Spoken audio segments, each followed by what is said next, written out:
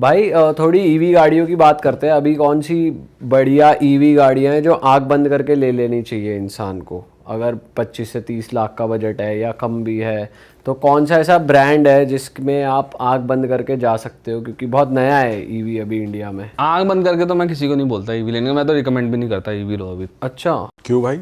EV बहुत नहीं है, आप तैयार नहीं हो अभी। सब ईवी इसके लिए तैयार नहीं है। ईवी के लिए पता है ईवी किसको लेनी चाहिए? सबसे ज़्यादा प्रैक्टिकल ईवी उस इंसान के लिए है जो अपनी एक पेरीफेरी में घूम रहा है, एक डिस्टेंस है उसका कि इसी में घूमना है मेरे को, लेकिन बहुत ज़्यादा चलना है। मैं इसी जगह के अंदर बहुत ज़्यादा चलता हूँ, है ना। मान लो कोई फैक्ट्री है किसी की, फैक्ट्री से ऑफिस जाना है, ऑफिस से फैक्ट्री जाना है, फिर किसी क्लाइंट मीटिंग में जाना है, लेकिन वो जाए एनसीआर के अंदर ही जाए तो परफेक्ट है वो। अगर साल के अंदर, साल में कई लोग ऐसे 30,000 किलोमीटर चला रहे थे, 40,000 किलोमीटर चला रहे थे। अगर आप ऐसे हो ना तो आपके लिए तो परफेक्ट है ईवी, क्योंकि खर्चा बहुत कम हो जाएगा आपका। लेकिन वैसे ही टैक्सी ड्राइवर्स होते हैं, है ना, उनके लिए भी सही है, क्योंकि क्या होता है कि उनकी गाड़ी बहुत ज़्यादा चलती है तो वो रिकवर कर लेते हैं अपनी कॉस्ट को। क्योंकि ईवी का जो खर्चा है, जो पेट्रोल और डीजल की गाड़ियों का खर्चा है, उसमें बहुत ज़्यादा फ़र्क है रनिंग कॉस्ट के अंदर। लेकिन अगर आप ऐसे इंसान हो जो सोच रहे हो भैया मैं तो मतलब मेरे जैसे आदमी हूँ, मैं क्या है, मैं कभी कभार वहाँ पे भी चल जाता हूँ, वीकेंड ट्रिप्स पे चले जाता हूँ, है ना। मेरा ऑफिस मेरे घर के पास है तो मैं बहुत ज़्यादा गाड़ी का यूज़ नहीं करता हूँ, या करता भी हूँ तो अगर मैं 9 to 5 वाला बंदा भी हूँ तो सुबह जा रात को आ रहा हूँ, गाड़ी बहुत ज़्यादा नहीं चल रही है। हाँ। तो फिर उसमें क्या होगा कि फिर अगर आपकी गाड़ी इकलौती ऐसी गाड़ी जो हर काम कर रही है, फिर ईवी में दिक्कत आएगी, क्योंकि जब लंबा जाओगे ना आप, जब आप लंबा जाओगे तो फिर आपको तो रेंज का मेजर फैक्टर है कि भाई रेंज का कम फैक्टर है। होती है फिर क्या होता है कि आपको सही मिल जाते हैं, जो चार्जिंग पोर्ट्स होते हैं मिल जाते हैं। कुछ चार्जिंग वालों के साथ क्या है कि वहाँ पे आपको वो क्या ज़्यादा पावर आउटपुट वाले नहीं मिलते हैं, है ना। वो सब चीज़ें देखनी बट पड़ती आप है। जैसे कॉस्टिंग की बात कर रहे हो तो ईवी गाड़ी अभी महंगी भी तो बहुत ज्यादा आ रही है। हाँ तभी तो कह रहा डबल द हूँ, रेट आ रही है। तभी नहीं डबल तो नहीं आ रही, जैसे डबल नहीं आ रही, 6-7 लाख का फ़र्क है महंगी गाड़ियों में, 5-6 लाख का ऑन एन एवरेज फ़र्क रहता है। तो वो कवर हो जाती है कॉस्ट अगर आप ज़्यादा चलाते हो। तभी मैं कह रहा हूँ ज़्यादा चलाओगे तो सेंस बनाएगी, डेफिनेटली सेंस बनाएगी। ईवी का क्या है ना, पेट्रोल डीजल की तरह नहीं है कि यार पेट्रोल को आप भगाओगे 10 की जगह 6 की दे देगी, 7 की दे देगी, और नॉर्मल चलाओगे तो 10 की जगह 13-14 की देगी। ईवी अलग है, ईवी 10 की जगह 3 की देगी। अगर आपने बहुत बुरी तरह भगाई 150 160 मुंबई एक्सप्रेस पे चले गए ना, तो हो सकता है 200 भी ना निकाले अगर भगा कर ले गए हो। ईवी को नॉर्मल चलाना होता है 80-90 100 110 तक चलाओ, कोई इश्यू नहीं है। रेंज दे देगी 450 प्लस तो देगी। मेरे को भी दिया थोड़े दिन पहले। अगर कोई ईवी प्लान कर रहा है, किसी कंपनी ने नई ईवी लॉन्च करी है, जैसे महिंद्रा की हम बात कर रहे हैं, तो मतलब अगर कोई ईवी का शौकीन है तो वो साल 2 साल रुक के लिए, जब नए वेरिएंट्स आ जाएं, ये बग्स और ये दिक्कतें सॉल्व हो जाएं, ऐसा कुछ है क्या? यार मैं तो सजेस्ट करूँगा थोड़ा इतना रुक जाओगे, थोड़ा डिस्काउंट आ जाए ठीक है, क्योंकि ईवी में ना डेप्रिसिएशन बहुत ज़्यादा है। आपने आज गाड़ी खरीदी 50 लाख की, आप बेचने गए तो हो सकता है 30-32 लाख भी ना मिले आपको। अच्छा। तो थोड़ा सा अगर 5-7 लाख का डिस्काउंट मिल जाए, जैसे EV6 पे हो रहा है, अब 70 लाख की गाड़ी में 20 लाख का डिस्काउंट मिल गया, मैं खुश हूँ भाई। 50 लाख रुपए की है, 40 की 45 जो भी बिकेगी, मुझे नुकसान नहीं होगा। तो ईवी में थोड़ा सा डेप्रिसिएशन ज़्यादा है। एडवांटेज दूसरी साइड है, अगर आप ईवी खरीद रहे हो, फर्म के नाम पर खरीद रहे हो ना, तो गाड़ी 4 साल में फ्री हो जाएगी आपकी। पेट्रोल गाड़ी में 15% डेप्रिसिएशन मिलता है, फर्म के नाम पर अगर आप ईवी खरीदते हो तो 40% डेप्रिसिएशन है। तो मानो कोई 1 करोड़ की EQS वगैरह खरीद रहा है, 1.5 करोड़ की आती है ऑन रोड, तो फर्स्ट ईयर में अगर आपने, मार्च चल रहा है, आपने अगर 20 मार्च को भी उठाई होगी ना, तो उस 10 दिन का भी आपको पूरा 40% डेप्रिसिएशन मिलेगा। तो 1.5 करोड़ का 40% होता है 60 लाख रुपए, आपकी बुक वैल्यू कम हो गई। अगले साल फिर जो 90 लाख रुपए बचा, उसका 40% लेस हो गया, तो 36 लाख रुपए फिर कम हो गए। ऐसे करते करते 5 साल के आसपास में आपकी गाड़ी बिल्कुल फ्री हो जाएगी। उसके बाद कितनी भी सस्ती बिको, कंपनी को कोई फ़र्क नहीं पड़ रहा। तो आप देखना कि अभी BMW की i7 वगैरह, मर्सिडीज़ की महंगी वाली गाड़ियाँ फर्म के नाम पे बिक रही हैं, लोग खरीद रहे हैं सिर्फ डेप्रिसिएशन बेनिफिट के लिए, और चलाने में तो अच्छी हैं यार, ये भी ठीक है भाई, पॉकेट फ्रेंडली हैं गाड़ियाँ। 2026 से पहले, 26 दिसंबर से पहले इलेक्ट्रिक मत लेना। अच्छा 8 लाख मतलब आज जो 12 लाख की गाड़ी आ रही है, जैसे आपने बोला भाई ने यार महंगी है, तो ये महंगी कैसे लोगों तक पहुंचेगी? भाई मिडिल क्लास आदमी पैसा खर्च नहीं करेगा, कैसे पहुंचेगी लोगों तक? वो पहुंचेगी जब इसके प्राइस नीचे जाएंगे। बिल्कुल सही बात। प्राइस कैसे नीचे जाएंगे? 2026 में डीजल पे थोड़ा सा प्रकोप आएगा।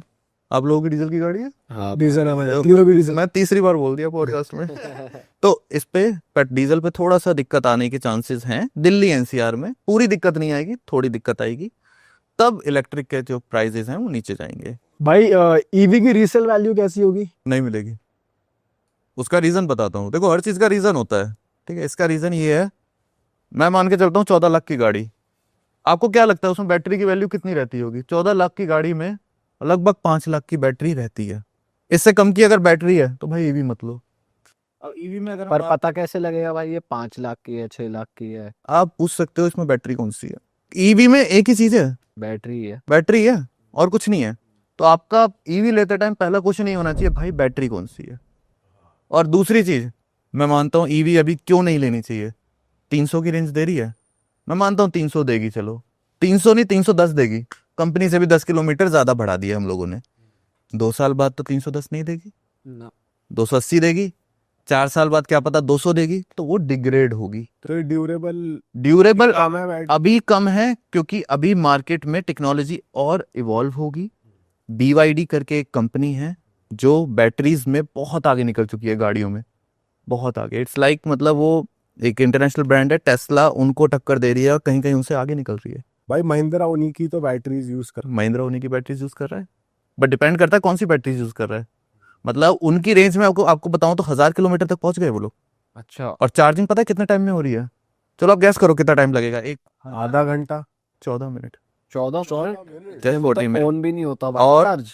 उनका टारगेट ये है, वो इलेक्ट्रिक कार की चार्जिंग को वहां तक ले जाना चाहते हैं जितना टाइम आपको पेट्रोल की रिफ्यूलिंग में लगता है, मतलब 3 से 4 बट भाई क्या ये सेफ होगा? एक तो चाइनीज ब्रांड है, गाड़ी ही ना फाड़ दे साले।